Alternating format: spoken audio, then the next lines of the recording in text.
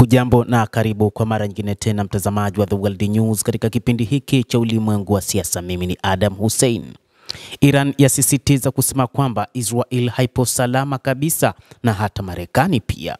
Hata hivyo, wakati huu Baraza Kuu la Usalama la Taifa la Iran SEC linaonya kuwa Jamhuri hiyo ya Kiislamu ya Iran itavipiga vituo vya siri vya nyuklia vya Israel iwapo itashambuliwa. Kutokana na mipango ya Israel ya kufanya mashambulizi dhidi ya Iran huku ikishirikiana na Marekani, Iran sasa imepata nafasi muhimu ya kutaka kulipa kisasi ikiwa itashambuliwa. Baraza Kuu la Usalama la Taifa la Iran limeonya kuwa Jamhuri hiyo ya Kiislamu ya Iran itavishambulia vituo vya siri vya nyuklia vya Israel iwapo utawala huo wa Kizayuni utafanya kitendo chochote cha uchokozi dhidi ya taifa hilo.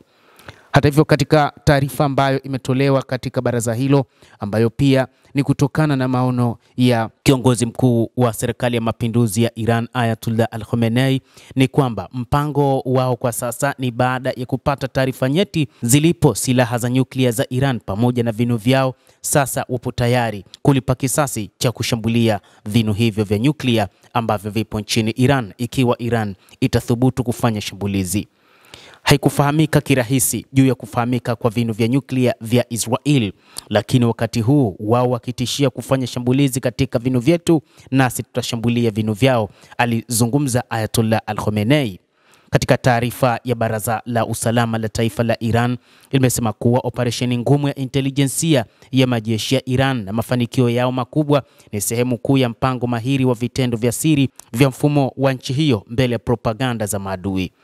Taarifa imeongeza kuwa sehemu nyingine kuu ya mpango huo ni pamoja na juhudi zisizokuwa na kikomo za vikosi vya ulinzi vya kuleta mlingano wa nguvu kiutendaji kulingana na udhaifu na nguvu za utawala mbaya wa Israel na waungaji wake mkono. Wakati huu tuko macho sana, hatuwezi kuwatazama watushambulie, lazima tulipe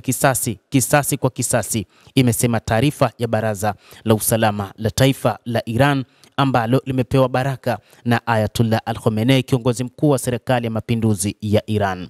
Taarifa imeongeza kuwa sehemu nyingine kuu ya mpango huo ni pamoja na juhudi zisizokuwa na kikomo za vikosi vya ulinzi vya kuleta mlingano wa kiutendaji, lakini pia kuhakikisha wanaondoa udhaifu ambao ulikuwa ukionekana wakati huu dhidi ya Marekani, na kwamba wao walikuwa wakitegemea pengine hakutakuwa na namna,